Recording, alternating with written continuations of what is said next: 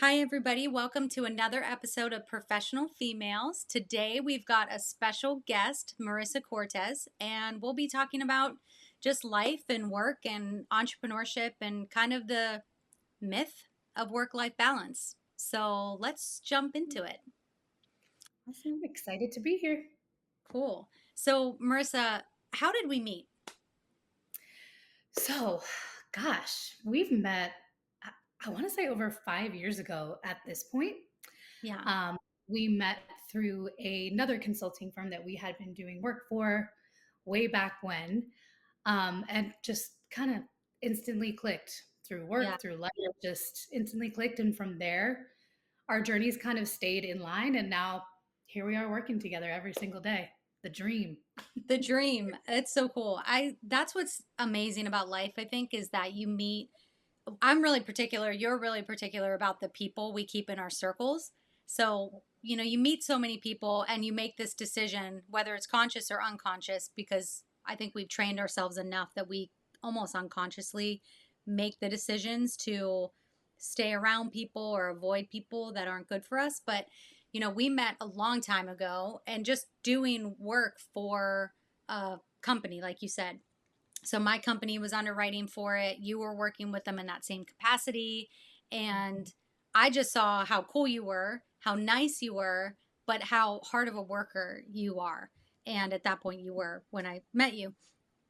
And I just remember thinking, like, you go through life and there's so many people who just navigate life without, I don't know, they just don't really have any motivation, no work ethic, no drive. And then there's the few, and those are the ones that like they've got a they've got this internal drive. They light their own fire, and even if it's a monotonous, mundane project, they put their all into it. And that's just such a rarity. And I know in my company, I try to gather people who are like that because if everyone in the team is working like that, our clients reach their outcomes every time and they're so happy.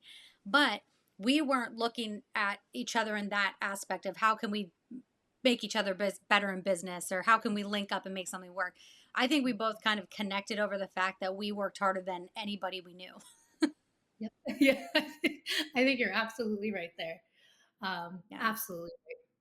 Yeah, it's just crazy to think that I don't know, life just happens that way and I don't believe in coincidence. I don't believe in chance. So I believe there's this my pastor actually calls it a divine conspiracy Oh, in kind of a way that means even in the awful times, the hard times, in the great times, in the beautiful times, all of it will be wrapped up for his glory. And his glory being, he made this earth and it's beautiful. He made all of us and it's beautiful. He said we were very good when we were created. And so I look at that and I think, okay, yes, we're in a fallen world. Yes, people can be awful and there's fallenness and brokenness and chaos and disorder. But in the end, I believe I'm a Christian, so the fundamental of my belief is that at everything, whether it's completely chaotic and disordered and broken, will ultimately be made whole and better. So I know a lot of people think, oh, God's going to smite the world and all this vengeance stuff. I don't think that. I think He created this world and it was beautiful and He's going to redeem it. And I think so. Anyway, that was a tangent. But all of that to say, I don't believe it was chance that we met. I believe it was divine that we met. And in business, I think it's easy to get so myopic and think just about business and how people are in your life for business, but really there's layers. Like there's friendship, there's relationship, there's meeting with each other on a personal level, helping each other out when we're struggling with stuff, or just being able to pick up the phone and like have a conversation and work through things and encourage one another. And I think we're there and we're also in business. So speaking of work life balance or imbalance, that's the thing about entrepreneurship is the people I think we get in business with, we kind of just we're wrapped into their lives in a different way than I think a typical job. agreed. Agreed. And I think that's part of what's so divine about us and our relationship and in business and personal. And now being able to grow your business together. I mean, It's absolutely amazing and it's very, very rewarding. Yeah. I will say. It's super cool. And you have kids, so there's another element of work life balance. And I call it a myth because I think in entrepreneurship, and I've heard other people that say this as well, so it makes me feel like I'm not alone in this thought. I think it's impossible to have a balance. And as an entrepreneur, you're an entrepreneur. I don't think there's really a way or a world where life can be balanced. I think the fun of it is that you can intermix everything. You could go on vacation and work. You don't have to be stuck in a cubicle. You can go on a trip. You could do whatever fits your work ethic and work style the best. I definitely agree with you. I think work life balance is a myth, especially for entrepreneurs, people with motivation, people with ambition. No matter where you go and what you do, I mean, you could be on a vacation in Mexico, and if you really look at it, business opportunities can present themselves everywhere, but it doesn't have to feel like work in that instance. And I think that's a key part of it. And I mean, I hate to be the cliche person about, loving what you do, but I'm sorry, there's just so much truth to it. If you love what you do, you really don't feel like you're working. And now I won't take it all the way to the cliche. You'll never feel like you work a day in your life. I just don't find that true. You're going to feel like, If but you ever it, had to balance a book or reconcile a budget, in my yeah, opinion, it feels like work. There's no such thing as not working a day in your life. When you actually deal with the real things in business, I'm going to interrupt you here because it's something you and I talk about offline all the time, and I want to talk about it again. We see so many women in particular, for some reason, on social media who are lobbing this. I make $50,000 a day in passive income, and they have this like spiel on their Instagram 2 second Instagram reel, and you have to watch it 5 times because they really just want to capture your views. And it's just basically like, I can show you how to make 20 grand in passive income while you're hanging out with your kids and making yourself dinner, but you can order in because you don't have a budget anymore. And it's like this insanity. It's insanity. well, and it honestly plays tricks on a lot of people's minds. I mean, I've been there. I've been that mom in the throes of postpartum depression, in between jobs, like, what can I do? And I've been sucked into that. And I'll tell you, it's one in a million. Like, it is one in a million. And there are so many other ways to do it that are actually sustainable, that are more attainable. I think number one, that should have been number one, more attainable. And then number two is sustainable for your lifestyle as well. I know it can be incredibly appealing being that mom, wanting to stay home with your kids and watch them grow and be able to have that focus on them and be like, oh, but I can make this $20,000. Nothing comes without work to it. So I think that's another key point there is they make it look like and kind of sound like a lot of the times, and not all of them, but some of these influencers that we're talking about, that it's like you snap your fingers and you're there. But you do have to put the work in. That's why you see them on social media 24/7, because they're putting the work in to get to that point where they can make that 20 grand a day, that 50 grand a day. But again, it's not sustainable, and it's not for most people.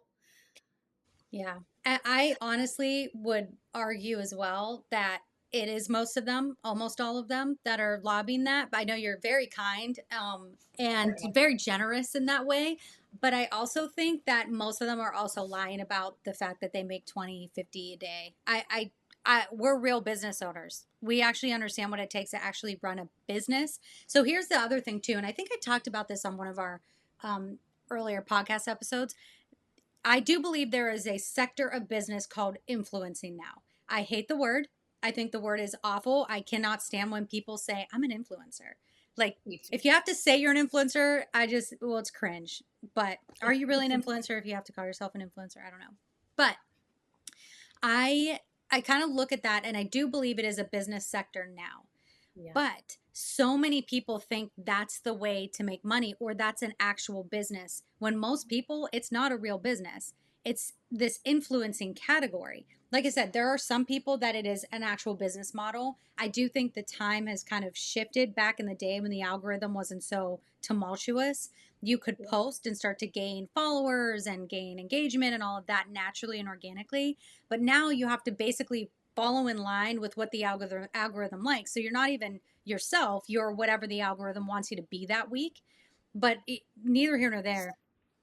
I think when it comes down to that, people think and they fall for that lie, understandably so. This is not the consumer's fault. They're being fed this lie that you have to do this day after day in order to be sustainable. But if you're building a business, social media is a marketing piece. It is a piece of marketing. That should not be 90%, 100% of your business. If it is, you don't have a business. There's sales, there's marketing, and yes, sometimes those are intermixed and interchangeable, especially with social media marketing, where you can sell on there. There's operations, there's finance, there's training, culture, sustainability. I mean, that's something we've learned through our mentors, Anton J, Jason Sisneros, my husband. I said I'd bring him on one day. I haven't brought him on yet, but I'll bring him on to talk about that more. But I do think that's a lie. And it's all under this guise of you can do everything you want and be an influencer. And I don't know. I look at it, I'd rather have a business that I can grow, that I could eventually step out of, like we're building, our my other company to be. But there are people who are stepping into this role of influencer Mhm. and they have to continue influencing every day, and then suddenly it feels like a huge burden they can't escape from. Like, what happens afterwards? What happens when you don't build? Really, what happens first? What happens when you don't build the actual foundational piece of your business? It's almost like you're operating as a shell. It's almost a facade. It's like at any given time, it can be pulled out from under you, and there's nothing under you to catch you. You didn't actually build out your financial department, Mm-hmm. your sales department. You have marketing, and that's great. But when that's your entire business, what formula are you using to keep that sustainable for the rest of your life? What formula are you using to keep that just marketing shell sustainable so that you can pass on generational wealth to your Mm-hmm. children? You know, That's a great point. Generational wealth, especially, as a mom, Jason and I were looking to have kids soon. And one of the things we talk about a lot is what will you leave for your children? Not only your legacy, but how are you setting them up in the future? What is that goal? And if you don't have something in place, now you might have a kind of the typical 9 to 5 job or whatever you want to call that. And that's great because you can set a plan for what you will leave your kids with, next generations with. With entrepreneurship, you've got a really incredible opportunity to build wealth in a different way. Um, but I think sometimes in entrepreneurship, we forget that there is that focal point of, okay, what is all of this for? yeah, So I think kind of going back to that lie of work life balance, I think the more fun thing is, and to the influencer's point, you can have it all. You don't have to live a life of or, you can live a life of and. And that's what Jason and I say all the time. We don't want to be chained down by the word or. We want to live in the world of and. So if I want to have a place here and there, I will have a place here and there because I've set myself up to have both. And you Mhm. can get there, but you have to do it in a way that's an actual real functioning business, or you come up with a way in your job to accumulate wealth and still be able to live in the world of and. So I don't think work life balance is a real thing. Coming from a mom of two, that like you had mentioned, I worked very hard my whole life. I enjoy it. I have ambition and drive. I can tell you from my perspective, it is not a real thing. It's just not. And that does not mean that my kids don't ever see me, that my kids don't get the time that they need, that I'm not raising them the right way or providing them the attention they need. It's not that kind of stereotypical, you know, mom or dad is at the office all night and they don't actually get to see their kids, and their kids grow up kind of not knowing what's going on with their own parents. It doesn't have to be that. I'm a walking testament to that. You can make sure it's I'm trying to think of what a good, like, impactful word for this would be, because I don't want to say it's not necessarily about scheduling and time management and all of that, but it kind of is. You know what I mean? It's making sure, I mean, time management isn't my favorite word for this particular conversation, but it is a key piece of it. It's making sure you're being intentional. That's the word that I was looking for. Mm. Making sure you're living your life with intention in every area of your life, not just with work, not just with your kids, but it's spreading across every single aspect from the food you're putting into your body, um, down to the time that you're spending with your kids and what you're doing with them too, to make sure it's actual, authentic, core moment time, if that makes sense. I love that intentionality. Yes. Such a big thing. And I love that better than time management. You're right. That's a really, really cool insight.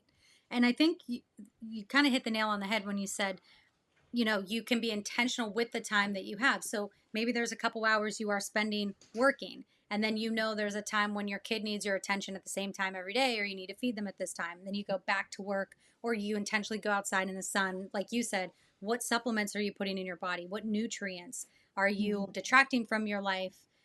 By eating bad foods or drinking all the time or doing drugs or whatever that is, what are you doing to, in my opinion, you're never just stagnant.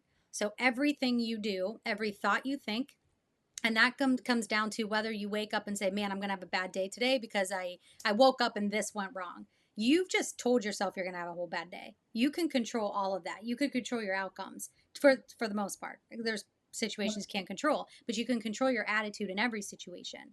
You could control your joy. You can control the way you handle situations. You can control your reactions to situations.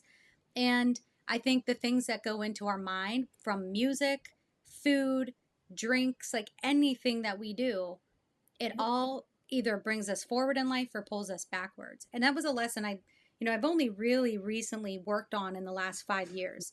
I put it on my goal board after I got out of UPW with Tony Robbins, that I really wanted to have a healthier lifestyle in all aspects.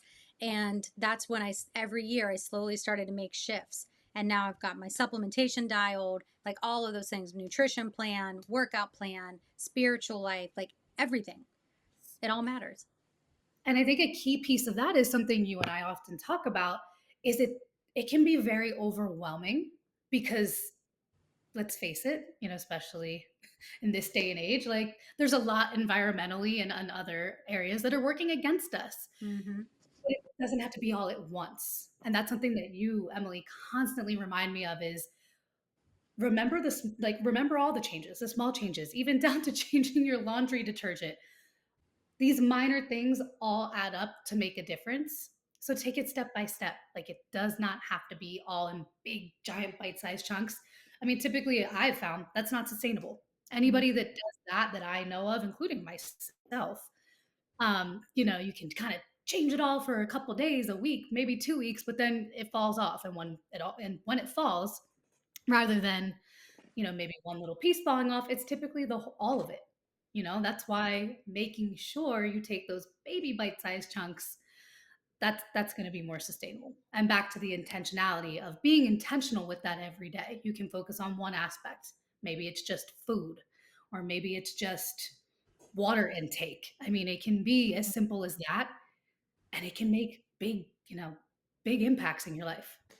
I love that. I think that's a really good way to close out, is just kind of thinking through life, as you don't have to have, my husband's very much a light switch guy. He will make a decision and he'll do it. It takes him a while to get to that place, but once he flicks that light switch, it's over. It's game over. Like he's all in. I am more like I can make the decision early, and then I make supplemental changes until it becomes a lifestyle change. And I love Yeah. that.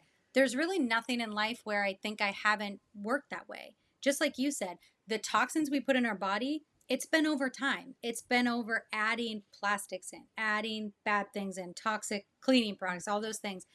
And you can get rid of them in the same sequence, just one by one.